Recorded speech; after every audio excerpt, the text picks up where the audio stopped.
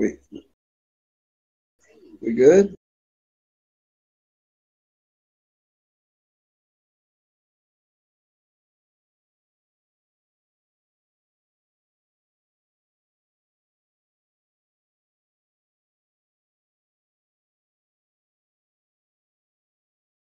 We are now live on YouTube, yes.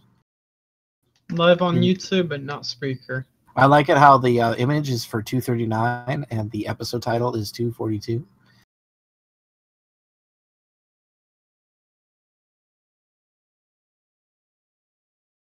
Yeah.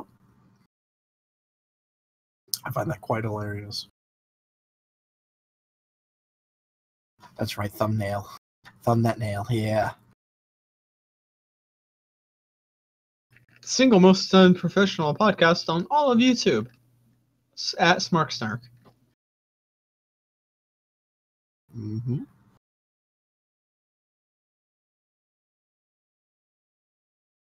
Yes, toss my salad.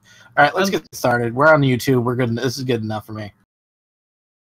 Yeah, as long as we get something to record what we're doing crazily. Right. Yanka, why don't you hit that music?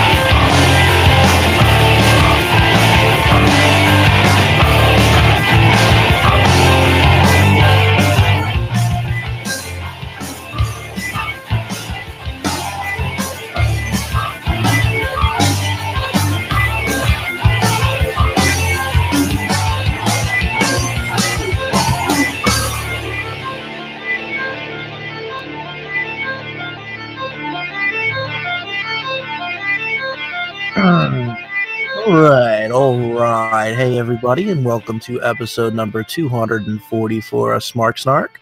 My name is Gunner, and that over there is Omega BR.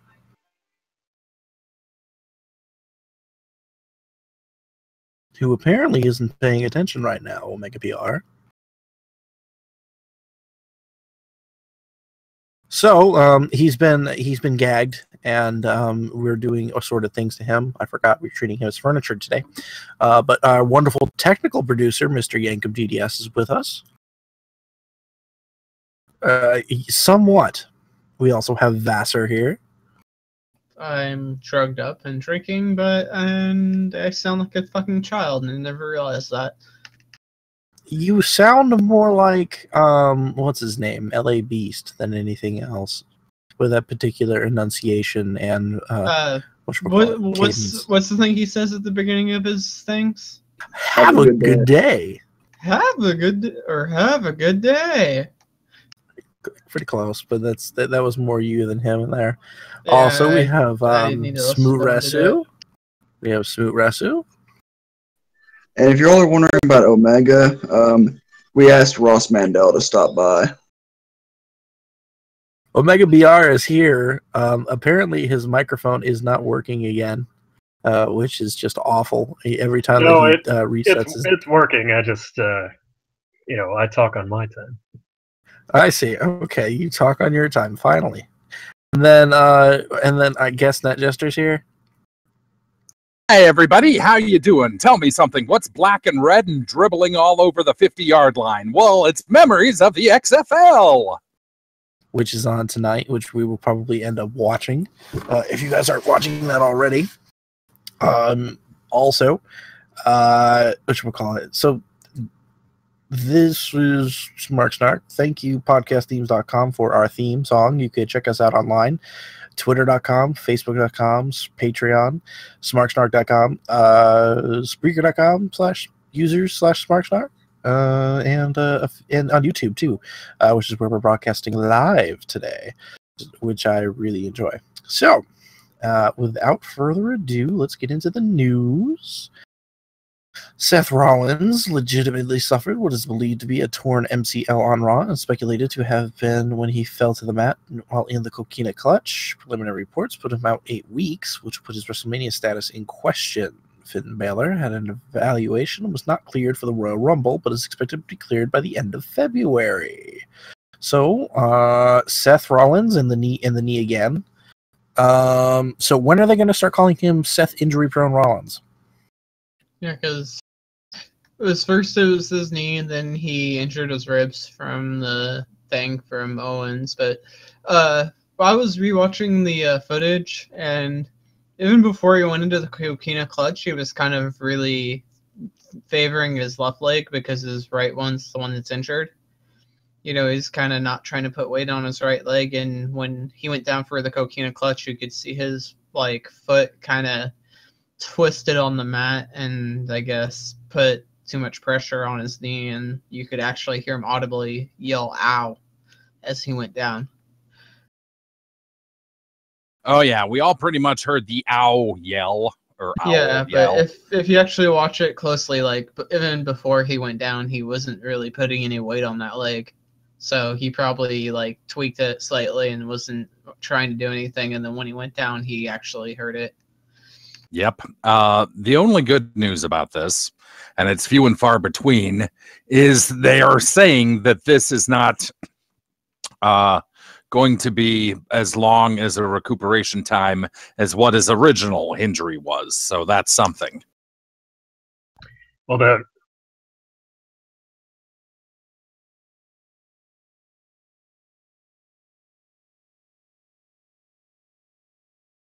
Well, basically, they were gonna, at Fastlane, they would probably do Rollins and Joe, and that would lead to the titular Rollins and Triple H match at WrestleMania, which they wanted to actually do last year, but got postponed because of his injury. So the timing is actually pretty bad. Not necessarily because they're building all this, but because of the fact that, like Ned just said, the recovery time's about 8 weeks, but that's about the time frame for Mania, so it's all pretty much up in the air. Now, granted, they could easily, keep Rollins out, and then if he's ready to go, just have him attack Triple H at the office or something and say, "I'm ready, let's do it." I mean, you don't necessarily need a lot of build for this match. It's already been built up, but it obviously came at a pretty bad time. I still think they're going to promote it. Listening to Meltzer and him talk about it, it sounds like they're still going to promote it as a match, so expect that to happen. Balor, though, coming back provides an interesting problem. Well, yeah, what are they going to do with him? I was actually going to suggest if Rollins is not ready, have Balor be the one to take on Triple H.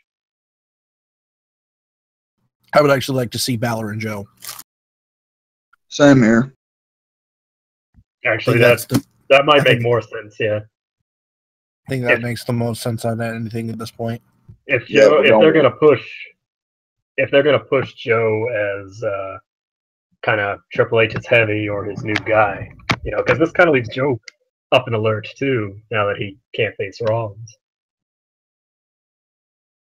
Yeah, they might as well just go with Joe Balor because NXT continuity. Mm-hmm. Absolutely. Yeah.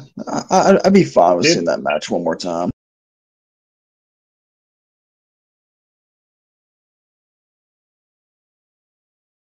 Current WrestleMania plans have Goldberg versus Lesnar for the Universal title, Undertaker versus Reigns, Bray Wyatt versus Randy Orton for the WWE title, Chris Jericho versus Kevin Owens, Big Show versus Shaq, Charlotte versus Bayley versus Nia Jax versus Sasha Banks for the Raw Women's title, and possibly AJ Styles versus Shane McMahon.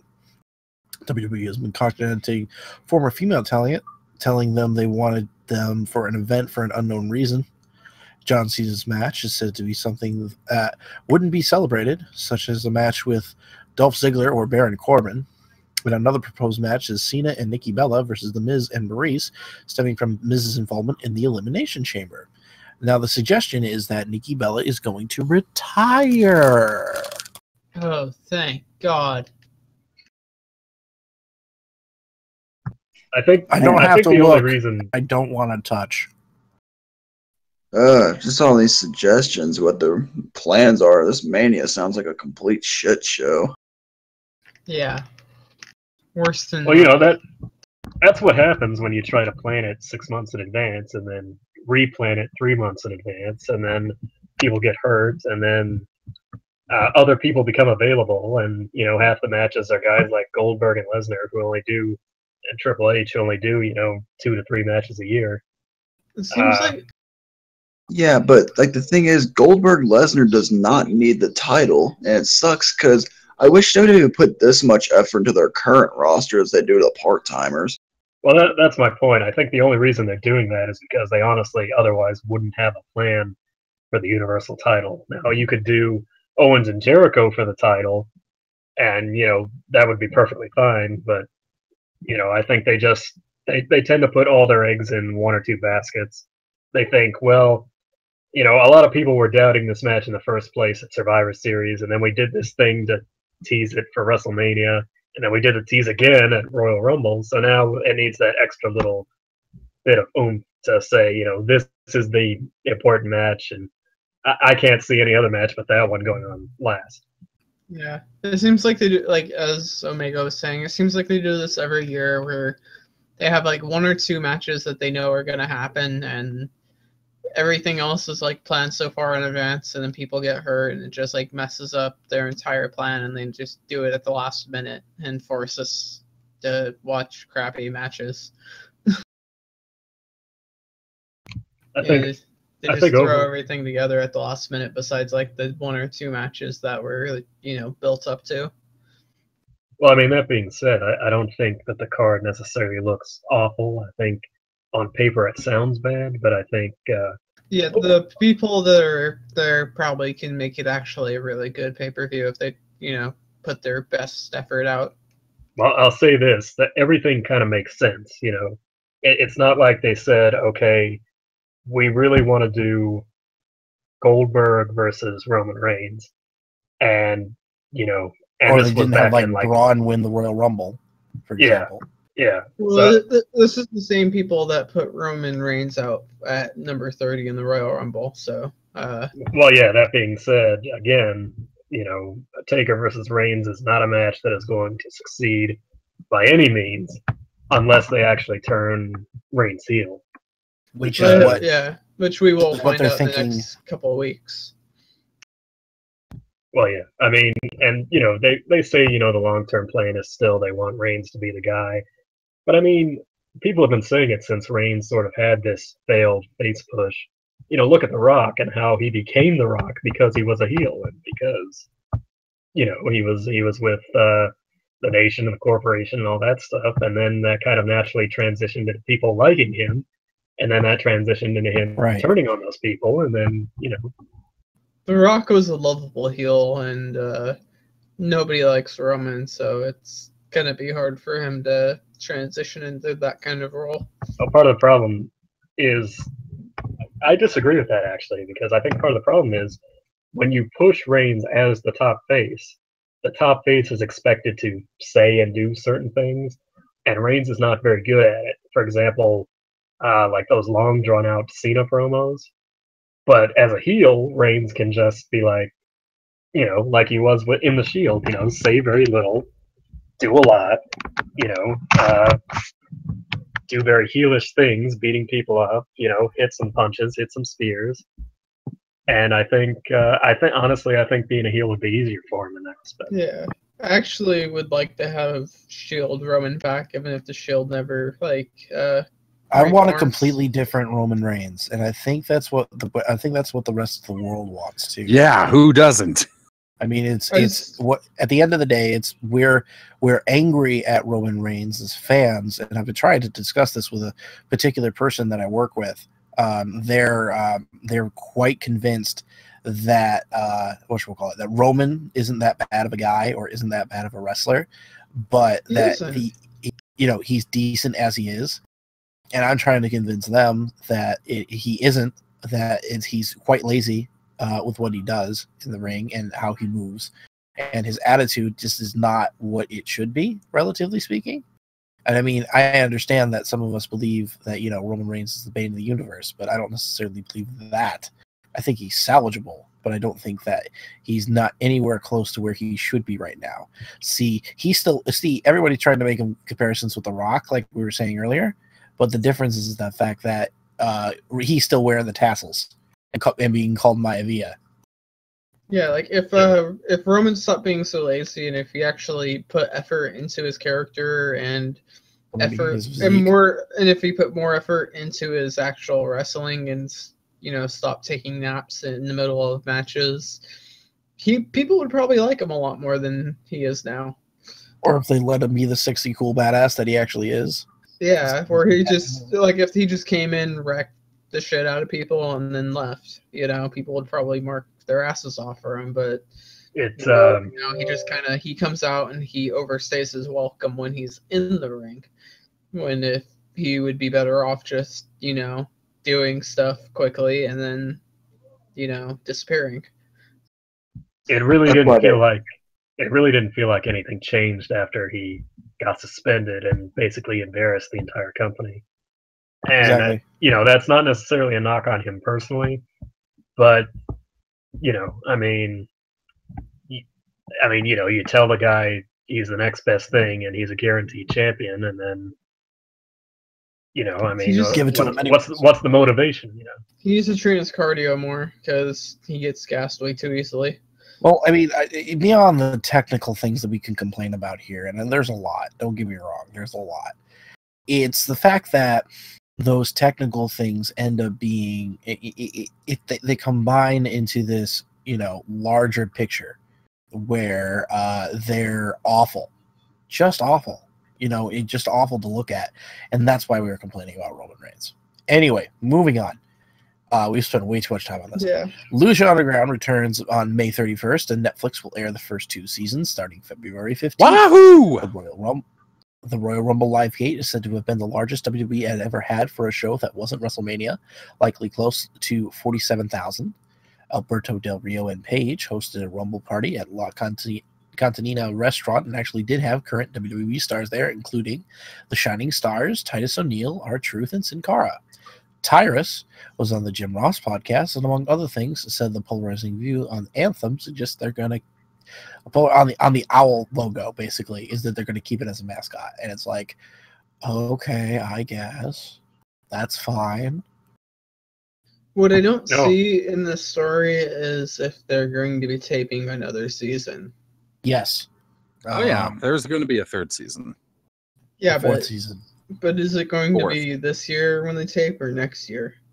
That is yet to be determined. They're booked for like 7 seasons, and however long they decide to make those seasons. I found out that I can, you know. Whoa! Major. But, you know, like, I live somewhat close to the temple, and it would probably only cost me like $30 to go to a show. And I really want to go to a couple of Lucha Underground shows when they start taping again, and hopefully get on camera. And, you know, I would love to just, you know, go and see a bunch of matches and mark my ass off. Right. Because I never realized how close I actually was to the temple until I looked it up on the map, and it was like, oh, I just can take like 2 or 3 buses there. Holy shit. Wow, really? Cool. Yeah. Because it's only a few cities over from me. If we're out of the event horizon, you know, I don't know if anybody will get in trouble for being on that Del Rio party. I would assume not, but then again, it's probably guys who, you know, they probably think to some degree, you know, if we get fired, well, whatever. Well, I'm worried about some of the AAA talent that left that might not be in the Lucha Underground in future seasons. So. Oh crap! Yeah, you won't have Pentagon anymore. Well, I did read something about there was sort of a push to kind of get people like that back on Lucha. Well, he's more of a free agent now, so maybe they'd be able to, if they paid him enough money, he might actually show up and do some matches. Yo.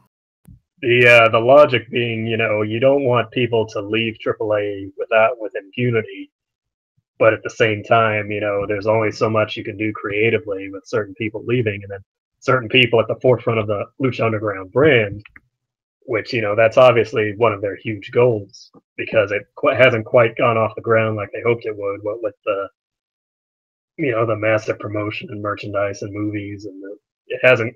Everybody who has seen it likes it, but it hasn't quite the cultural phenomenon they were hoping it was going to be.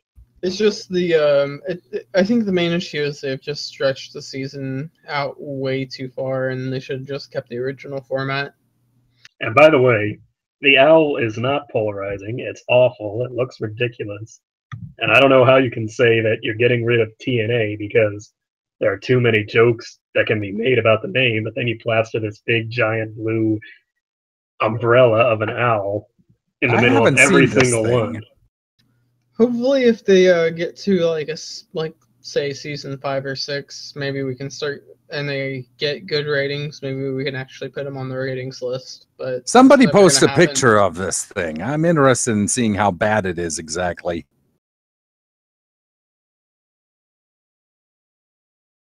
No. Neither have I. No, but nobody watches TNA. You know that. Yeah, no one watches TNA. Well, except for the Hardy stuff. Yeah, but that's actually entertaining. If I hear there's a really good Hardy segment, I'll pop on TNA. But wow! You see what they've done. The name is Impact now, not TNA. So what they've done is the actual Anthem logo, which is an A that at the top kind of turns into this big blue owl, which it doesn't even really look like an owl. It looks like an owl's face. It looks like some weird big bird that you bushy can't eyebrows. That's not an owl. Wow. That's Charlotte Flair trying to make her entrance. Yeah, that's her. That's her raising her arms with the robe on. Or Marty Jannetty spinning, or Marty Jannetty and or HBK spinning around with tassels on them, and or the Young Bucks. It's a bad logo, but it's not the worst I've seen. Our logo is better. I mean, it's just so. Our logo needs a lot of work, though. Ugly, Again, I don't see the more things change, the more they stay the same. The more they stay the same because you drop TNA, but then you plaster this thing straight in the middle of your logo. If they got rid of the bird and made it more less curvy, it'd probably look better. Less curvy. You know how the letters have the curve. I get what you're saying. Like if there was, let's move on. Flat, Let's move on. Let's move on. Yankum, are you alive? You haven't spoken a word tonight.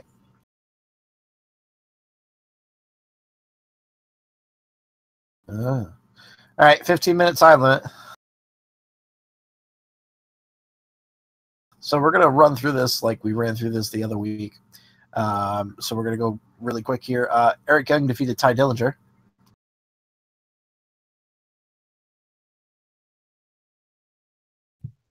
Pretty good little match. 10. Don da da da da da da da da. Ty, I mean Ty does a pretty.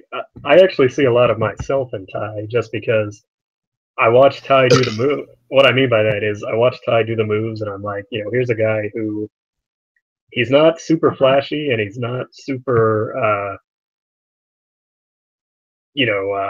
High flying or anything, but when I watch him do it, I feel like he does a really solid performance of a match. I feel like when I watch Ty, I feel like if I was learning to wrestle, I could probably wrestle like Ty, and Ty does it really well. That's what I mean. That's why he's the perfect 10 because he's a perfect 10, and B, he's been in developmental for 10 years, off and on. I feel like he's just an average wrestler, but he's not a bad wrestler. He's not, like you say, he's not overly flashy. He's a good wrestler, and he doesn't really need to be flashy.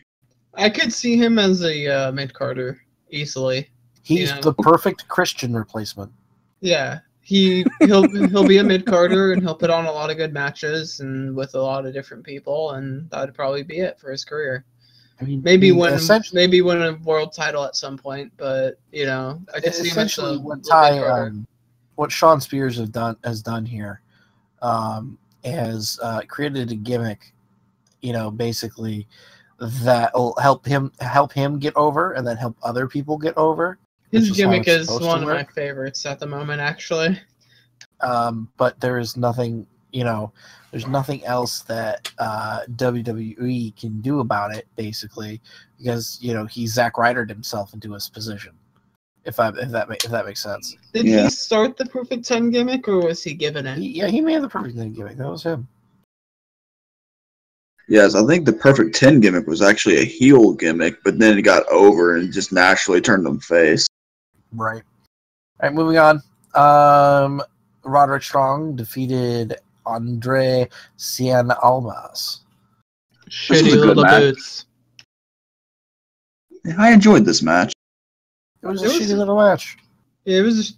It was a good match, but it was pretty quick from what I remember. See, it was a shitty little match. Shitty little boots. It kind of went. It just kind of went by quickly when I watched it, and I was like, oh, okay. Authors of Pain defeated DIY to become the new NXT Tag Team Champions. I also enjoyed this match. These kids are green. Even though the Authors of Pain are green, like the whole thing of them being like big, strong guys that won't sell for shit and then just beat the crap out of you is pretty cool. They get hit by a move and it doesn't affect them because they're so big and strong, and then they drag them. It's kind of like what their gimmick is. Like you can't hurt them. They're a classic Haas heel team. Yeah. So I did do a little research on the Authors of Pain. I looked at the MMA career of the MMA fighter and the amateur wrestling career of the other. These two guys are both pretty good. In one case, I think it was Razor, who's the MMA fighter, got in the ring with a guy and choked him out in about 10 seconds. He was pretty good. And Akam, who is the amateur wrestler, had a pretty decent record when he was doing it in college. So if these Toka, no, Akam and Razor. Oh, okay, got me there. But yeah, it's Occam's razor and these two guys, they got all the physical things. Now if Paul Ellering can work on them a little bit, and they can bring them to actually where they're not just big and mean and overpowering. They can be, a little bit more vicious and scary, like the Road Warriors were. Yeah, I think right now they're just kind of afraid that they might injure people if they go all out. But right now they're just kind of being the big, strong, can't hurt them type guys. They strike me a lot as the kind of tag team you would see on your local wrestling program at at 1:30 in the morning on your local CW affiliate. It's some shit in some shindy somewhere. Yep. Yeah, some nights where you just have like giant guys that just don't sell anything and beat the crap out of all the other wrestlers. And then that's what the Kentucky scene seems like. Except Kentucky scene has more like fat, out of shape rednecks who have probably no business in the ring, who can barely do 3 moves. Right. Ooh, ouch. Moving along here. There's this Asuka. Oscar. It's fucking Oscar. Yeah, it's Oscar. Oscar defeated Nikki Cross. I wish it was an Oscar Wiener. To retain the NXT Women's title. I really wanted to mispronounce all of those, to be perfectly honest. But it was a fun little match. Yeah, Nikki Cross is great. She is amazing. What was she in before NXT? Wasn't she? WSU? ICW and Stardom. Yeah, or like ICW. So she's a tough little girl. She's only the same. She's the same size as Alexa Bliss actually, and she's a tough little one. can take a lot of bumps and dish out a lot of punishment. I'm excited. Okay, so moving on here. Let's what you call it. I enjoyed the match. The finish was perfectly fine. Main event. Woo! Did anybody expect that finish? Really? No, not No, really. not really. No. I can't say that I did. But So my question is why? Why Rue right now? maybe they want to throw Shinsuke up on the Raw in a week or two, or by WrestleMania time. Although I don't see that happening. Although I don't have the picture on hand, but they have the they had like an overhead with Bobby Roode holding the belt, and Shinsuke Nakamura is laying on the mat like a Yamcha after he got bombed. I wish I had that image on hand right now because it would actually fit really well. I think they felt like if they didn't go ahead and put it on Rude, that it would kind of turn into another situation like with Joe, where they have a few matches and it kind of escalates. They wanted the feud to be different, basically. Yeah, Well, basically. they kind of hot potatoed the NXT belt in the past couple of months between Joe and Nakamura and now to Rude. But I think Rude's gonna hold on to it for a good while before he. Well, I mean, it's always you always make more money chasing the face, right? Or having the face chase, rather. That's the right way to say it. So, I mean, we'll see Rude with the championship, doing his best for Flair Rude impression, essentially, and being awesome. So, all right, moving on to the main Royal Rumble card. Do we have to? Yes. We'll blow through these quick. Becky Lynch, Nikki Bella, and Naomi defeated Alexa Bliss, Mickie James, and Natalya in the pre-show. Boring. Nobody watched it. Gallows Anderson defeated Cesaro and Sheamus to become the new Raw Tag Team Champions of the pre-show. Everybody, too sweet for the Good Brothers. Too sweet. Too sweet, man. Good for the Good Brothers and the gay community. I thought that was a pretty good ending the way they did it. Honestly, they should have won the belts back at SummerSlam, but when they were still hot. Yep. But well, they got to kill all any heat. Well, maybe if Finn returns, they can get the whole too sweet thing going and actually build something with it. Hopefully, at some point or another.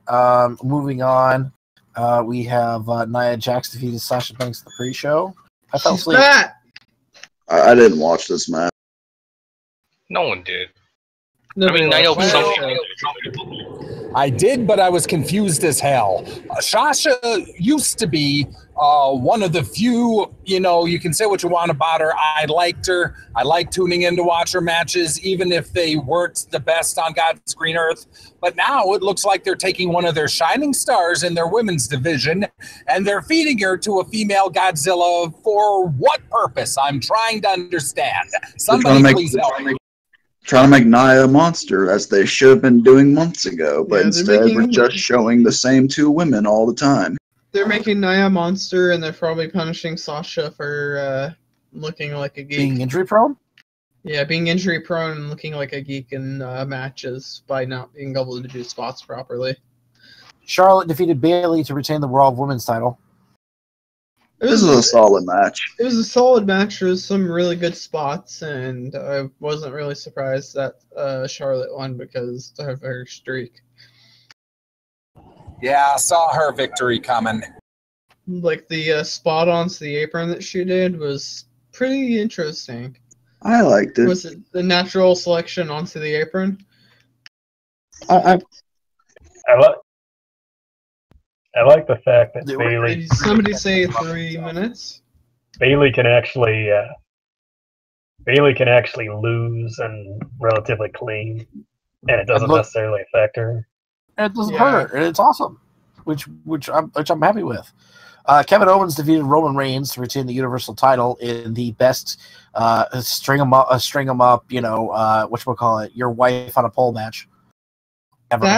That was like the best match of the entire night, excluding the Rumble. What? Well, I think it was actually the best match of the night because the Rumble was kind of iffy at times. What? Did you forget the match before the Rumble? Did you forget the one that matters? You know, AJ versus Cena. Oh yeah, that too. But like, I really loved the Roman Owens match was really good, and I completely forgot about Cena. We have to remind you again. The Vassar is on drugs. I'm drunk as fuck right now, so like I completely job. forgot about the Cena match, which was fucking amazing. Let's get on to that. All right, first we have to get the Neville defeating Rich Swann by submission to become the new Cruiserweight champion. I enjoyed this match. I liked it, but there was no heat, and the crowd didn't care. Yeah, the crowd really doesn't care about the Cruiserweights. They haven't really done a lot to build it properly, other than like force it upon us. It's really unfortunate. Yeah, because the Cruiserweights are really good at times, but most of the time, they just kind of gloss over them and have a couple matches here and there. Remember, the arena was bigger than usual, so I would take some of the reactions with a grain of salt. It's like how they say, when we're doing a WrestleMania in a 100,000-seat stadium and you can't hear anything and you think the match isn't doing well, and it's because, well, you're in a wide open stadium.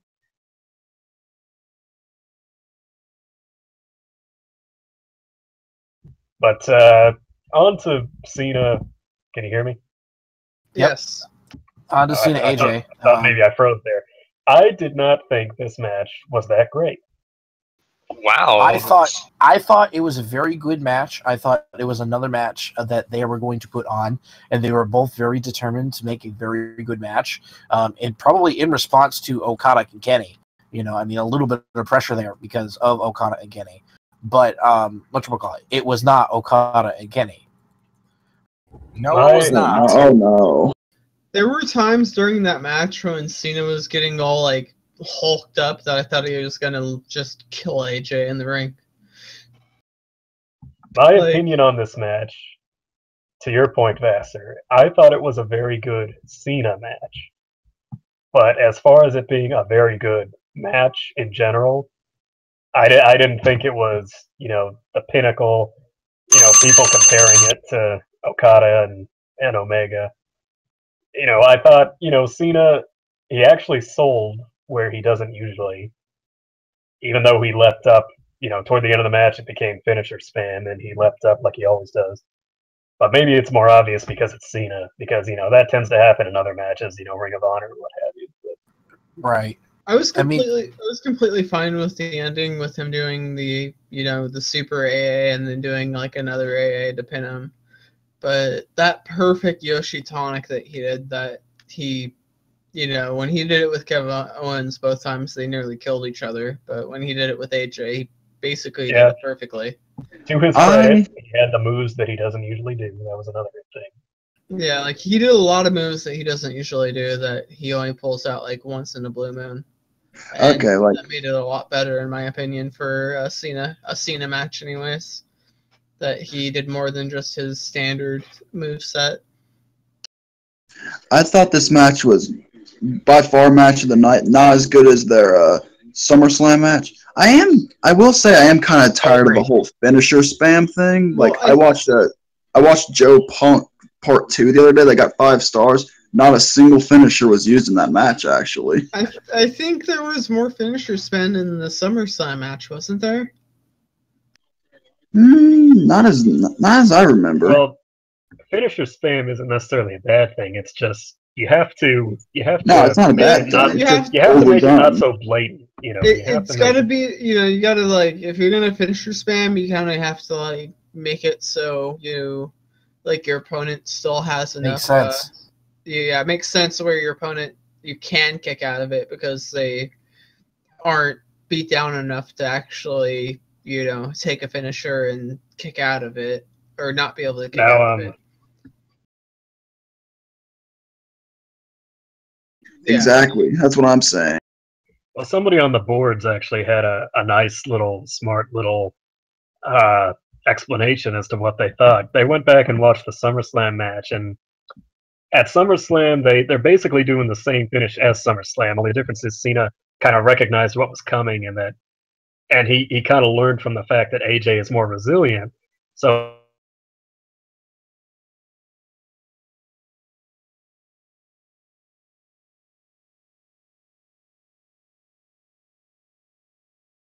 and maybe I need to go back and watch both matches, because when I was watching it, that was just my feeling is, this is a good Cena match, because I could pinpoint 2 or 3 times in the match where normally Cena would have won the match, and that would have been it. And the fact that he didn't win and AJ did kick out, that kind of snaps in your brain and says, oh, okay, they're doing a little bit more with this.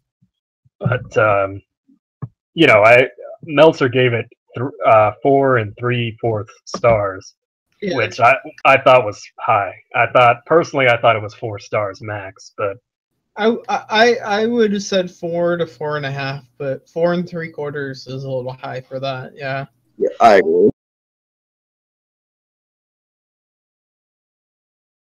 Well, it doesn't matter what you guys would have said, because, well, the star ratings, the points are made up, and they really don't matter. So we're going to move on here, because we have to talk about the actual Royal Rumble match. Put 5 more minutes on that clock, Jacob. What? Oh. I don't think I remember a Royal Rumble that was more hype on paper and less hype in execution.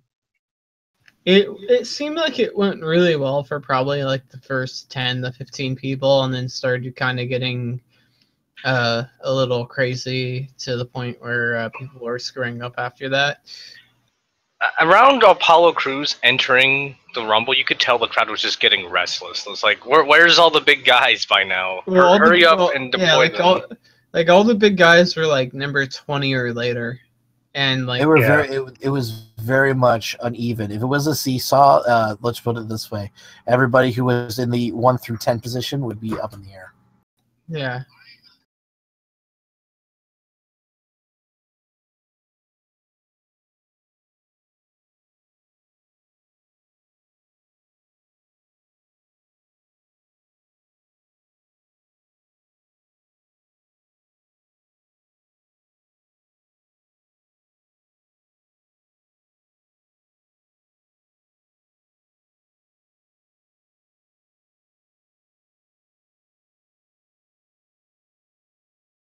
Wait, was it Baron Corbin that eliminated Strowman? Yep. It was Baron Corbin. Yes, it was Braun Strowman. Yeah, that whole sequence where they teamed up on Strowman, and then they did, Baron Corbin did the crazy like rope lariat and knocked them over the rope. I gotta say something. That was really good. I gotta say that particular segment made me a Baron Corbin fan. Before, I was not a Baron Corbin fan. I definitely was not a Baron Corbin I kind of like Baron Corbin, but like not a lot. But after that whole sequence where they teamed up on him and then Baron Corbin eliminated Strowman, I was marking for that pretty good. There, I've linked a sheet of what happened during that match. It was interesting. If just looking at who eliminated what is fairly interesting. I felt like, to that point, I felt like too many people were eliminated unceremoniously. I felt like Strowman was eliminated unceremoniously, despite the fact that, Corbin kind of got his little moment in with him. I felt like toward the end, when it became really obvious, it's obvious after the fact, but when it became really obvious that all the big names and / part-timers were coming in at the last, 5 and 6 spots, certain people like Dolph Ziggler who did nothing, I don't even remember Jericho getting eliminated, and I think he was one of the final 4. Yeah, like Jericho. Isn't that the messed up thing, though? I mean, about all of this, it's not the fact that it was the part timers, coming in last, or the big guys coming in last, or that kind of thing. It was the fact that everybody else was made to look like a fucking geek. Like, yeah, like the whole Kofi spot where he basically just took a header into the ring post and then crawled back in instead of doing his crazy spot was kind of anticlimactic compared to what he's done in the past, where he's like done handstands or where he got picked, somebody caught him and put him on the barricade, and he ran on the barricade and jumped in. The entire New Day getting eliminated was fairly unceremonious. Simply the fact that they were all three eliminated at the same time, but Go ahead. the surprises, I thought, the only real surprise, I mean, I liked, for example, Gallagher being in the match. I thought he was a Oh pretty yeah, good like addition. him, Mary Poppins, Mary. Yeah, when he Mary Poppinsing his way out of the ring when he got thrown out with the umbrella. I'm sorry. But then you have the whole thing where he got thrown over the ropes and he like used the umbrella to like fall to the ground, and it was hilarious. And I laughed my he ass was off. more Kofi than Kofi was this year. Yeah, like the whole umbrella gimmick that he did was just amazing.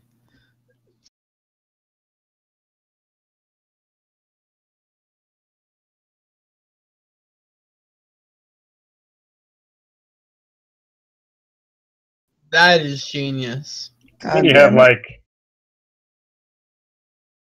Should have, but they didn't. you have like Kalisto as number 3, and that really should have set the tone for Okay, what all was right. going to happen. Let's go around the board here. MVP of the Rumble. Well, Baron Corbin. I would say Jericho. I think he probably directed the whole thing, and you know that's why they had him come in number 2 and last the whole time. Yeah, and have him like duck out of the ring every time somebody big came in. But I'm gonna say Baron Corbin was MVP. Let me finish by saying they knew exactly what they were doing, putting Roman at number 30. You know, the time for plausible deniability is over. They know. I mean, they knew it was completely deliberate, and you know, it just kind of speaks to how they feel about the whole thing still. And if you look back at the last 5 or 6 Rumbles, it's been like this for the last 5 or 6 Rumbles, where you know you've got Bryan being excluded from a Rumble, and then Roman winning a Rumble, and then Triple H winning the title, beating Roman, and then Roman's the last guy again. And it's like, you know, this was supposed to be the most unpredictable Rumble in the last, you know, 5 or 6 years, but at the end of the day, it wasn't really. I mean, I guess it kind of was. I mean, if you didn't know who was going to win, if you didn't have the leak, then I guess, you know, kind of. But, you know, it just feels like all the hype that they did about like Goldberg, and then, you know, Goldberg spears Lesnar out again immediately, and then Goldberg lasts like another minute, and then he gets dumped, and then Taker gets dumped by Reigns, and it's like they didn't do anything really. So, you know, it's like it kind of defeats the whole purpose of the match. You know, it's starting to get to the point where we really shouldn't get excited about this match because, you know, I mean, it's the same result more or less every year. And that's my little rant on the Rumble, because it really is my favorite match and my favorite event. But like I said, you look back at the last 5 or 6. Yeah, it's felt the same exactly for the last 5 or 6. And I mean, it's booked the same, you know, the same sort of people are in the same sort of spots doing the same sort of thing. The Kofi spot has become the Kofi spot. And once you have a spot... And then they don't even do the Kofi spot. And then it's like Gallagher is one of the only interesting things I can remember. That and Dillinger actually being number 10. I marked so freaking hard when Dillinger came out as 10. Because I knew it was going to happen, but once, like, they were, like, the crowd even was counting 10, 10, 10 when, you know, he was about to come out, when it was counting down from 10 to 9. Because they knew that he was coming out, even though, like, they didn't know he was coming out. They were still doing it just in case, and then bam, there he was, and everybody. Essentially, the problem is that it's become way too predictable, and we all know it, and that's really the big problem here. All right, let's move on. Drive through. Dairy Queen. Dairy Queen. That's faster with the ratings. Drive through.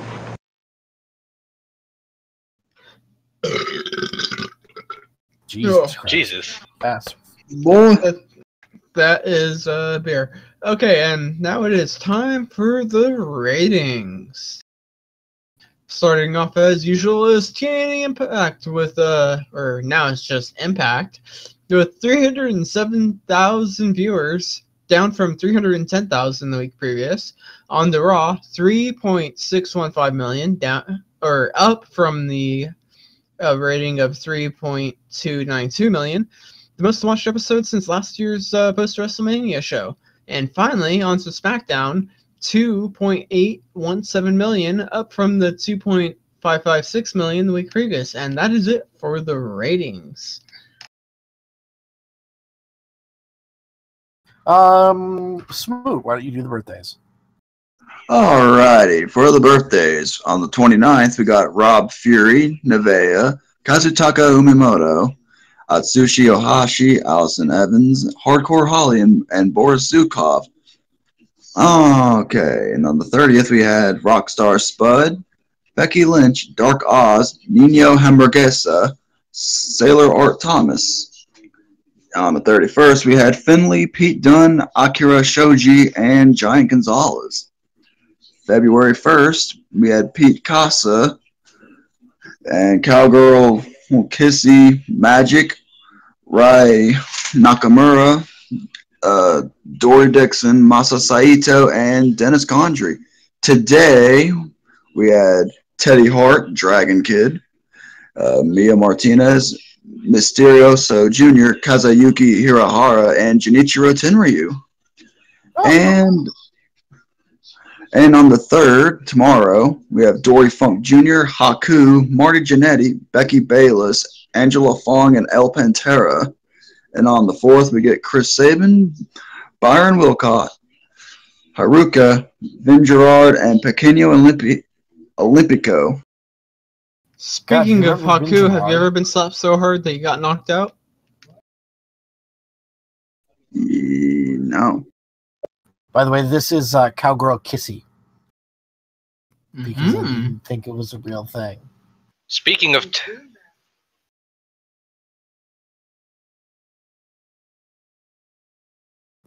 That is thick. You know what? Jesus. So you would too. And you know what's the best part about it? Ladies and gentlemen, I want you to picture a little thing here. Yankum is literally 130 pounds soaking wet. He's like 5'4", and he's like this little Jewish guy. And he would go out with that 6'2" woman.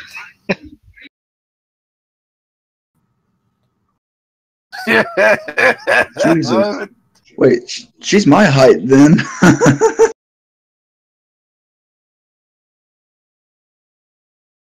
I just think the size of his match is kind of fun. All right. Here he is. And now it is time for This Week in Wrestling with Omega BR. Yes, this weekend, wrestling history, circa 1966, where Tony Bourne and Jay York defeat Shag Thomas and Bearcat Wright to win the NWA Pacific Northwest Tag Team titles, ending Thomas and Wright's second reign. Jump to 1974, where Killer Karl Krupp and Kurt Von Steiger defeat Dutch Savage and Jimmy Snuka for the NWA Pacific Northwest Tag Team titles. And in 2001, OVW held Christmas Chaos in Louisville, Kentucky. The show featured many stars from the WWF who had wrestled the previous night in Columbus, Ohio. Shelton Benjamin and Brock Lesnar defeated Sly, Scraper, and Johnny Spade. The Hardys and Lita defeated the Disciples of Sin. OVW champion Nick Dinsmore defeated Chris Benoit by disqualification after Rico interfered.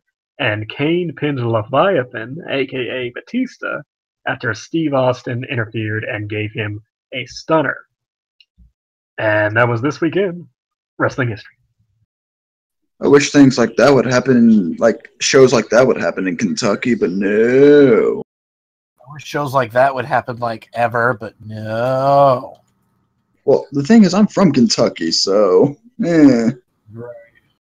You better go to Louder Than Life this year, I'm just saying. Because if they have NXT again, my God, brother. Happy Trails. A WC Masters, are you here? Hello. Would you like to read the Happy Trails, my friend?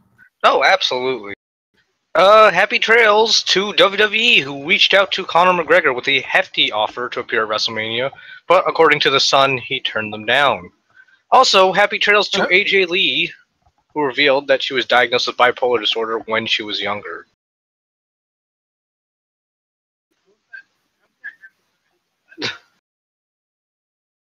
Happy trails to anybody who actually thought that it was a gimmick.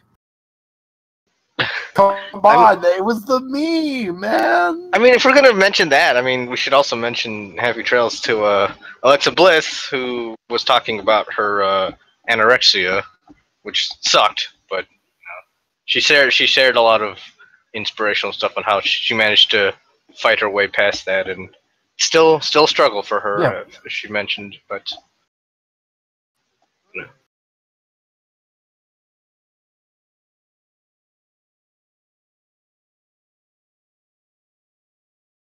And so does Murphy. I hope they work out. Her fiance. Come on now. All right. What should we watch this week in wrestling? WFC Masters. Well, since we mentioned Teddy Hart's birthday, I feel it is remiss of me not to mention... I don't want to watch a Teddy Hart cat video. God damn it. I say it'd be remiss of me not to mention for our viewers to watch anything involving Wrestling Society X, because it was also its 10th birthday. But in particular, I will direct you towards the first episode of their version of the Royal Rumble.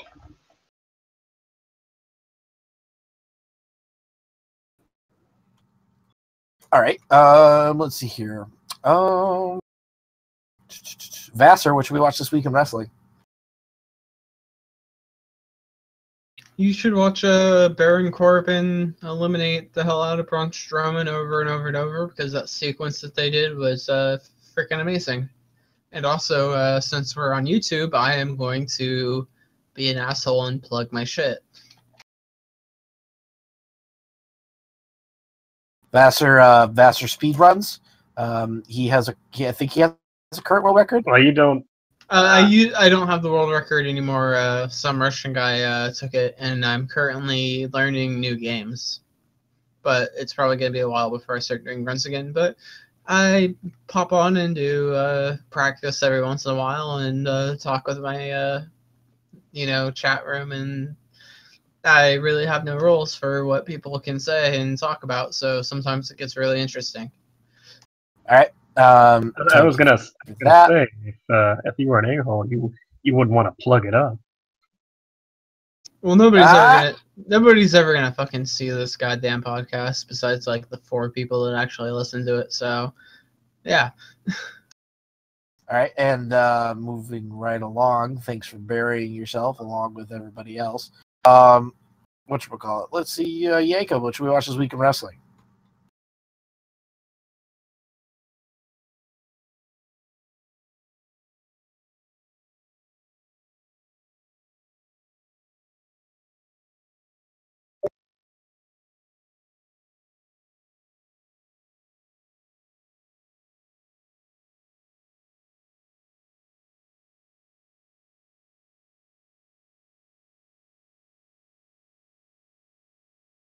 Okay. Fair enough. All right, and Shao Kahn, what should we watch this week in wrestling? This week we should watch Samoa Joe versus CM Punk for the ROH World Title. That their second match that went to a 60-minute draw, and actually no finishes were used. If you were an independent wrestler and you were and you are looking to figure out how to work in front of a crowd that's most like the one that you are trying to understand, watch the Summer of Punk and watch Punk and Joe, because the way that Punk and Joe work is just phenomenal. The hatred and the raw emotion that these two have toward each other is very believable. And the chemistry might be a factor in it, but at the end of the day, it was well executed wrestling that actually got them over. Go figure, right? Also, Also watch the Summer of Punk YouTube music video because that's amazing. I actually just rewatched that today, actually. And The one man, with the such a shame that they didn't get Samoa Joe a few years ago. Such a shame that we won't get Punk Joe in WWE. I know. If it doesn't happen, it won't happen until like after Vince dies. So Omega BR, what should we watch this week in wrestling? The one match I would say you'd have to watch from NXT or the Royal Rumble. Personally, I actually did like Owens and Reigns. Did somebody say that yet? I know I liked it too, but not. I felt like that as far maybe it was it surpassed my expectations. I guess I should say the fact that I think the fact that it was no DQ probably helped it a whole bunch. I think that kind of they were a little more intense than I think they would have been otherwise. I agree completely. This week in wrestling, I am not going to suggest you watch a match, but I'm going to suggest you watch a promo. The money promo that you should watch is the Paul Heyman promo from Raw this week, which was god tier fucking amazing. It was just something really, really something else to watch. Something else, and if you're looking to watch a good promo this week, oh yeah, it's Paul Heyman from earlier this week. All right, so I think we got everybody, and I think that's it. God, that was episode 244, guys.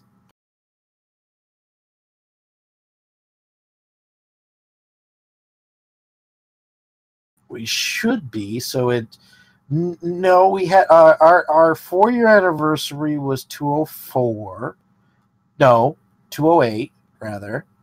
That was technically the 4-year anniversary, and so we're heading towards 250, I guess. You know, as a nice round number. And we'll hit that right before WrestleMania.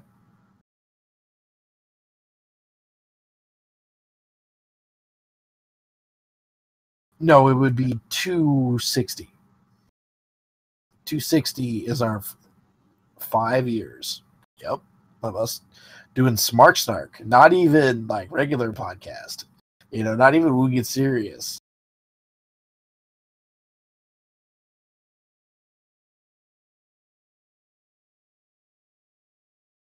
I remember I first started hanging out with you guys and doing podcasts back in like 2012 or 2013. It was when I first joined the cast as the started like ratings person. 2010, 2011 or something like that. I think we were like really like had all the. You guys dragged me in like 2012 though. Yep.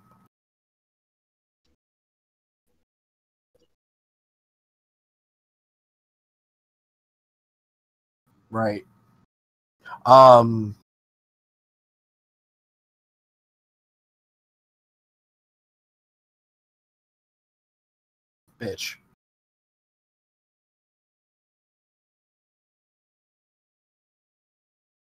Yep.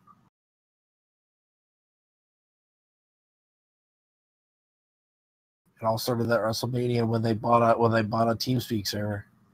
Yep. All right. I just kind of got on here because I was bored, and now just kind of get on here every week now. Well, at least I don't have to. At least I'm not using a beer can antenna anymore to use my neighbor's internet when they said I could. Those were the days. It was hilarious because I had a Wi-Fi dongle with a beer All right, that's enough about your dongle, Vassar. Let's wrap up the show here. Everybody, you can check this out.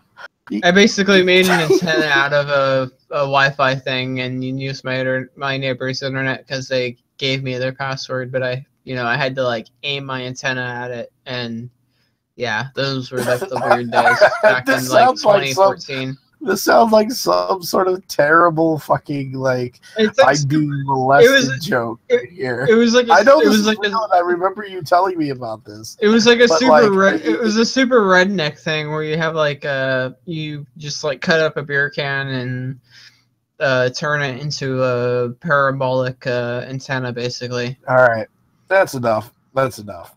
All right.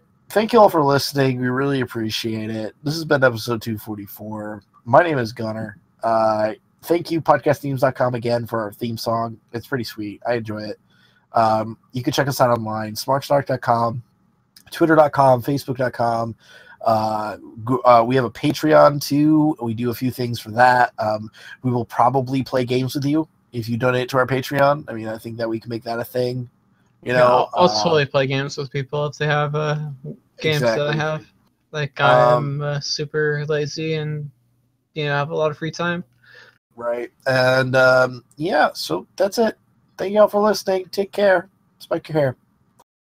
Woo, woo, woo. You know it. Yeah. I wasn't sure who was wooing, so I wooed, and then you knowed it. So, yeah, let's go. Hi. Vassar is very drunk. Oh, I'm like I have a half an hour to go to the liquor store before it closes and try to get more beer if they'll sell it to me. Good night, Duluth.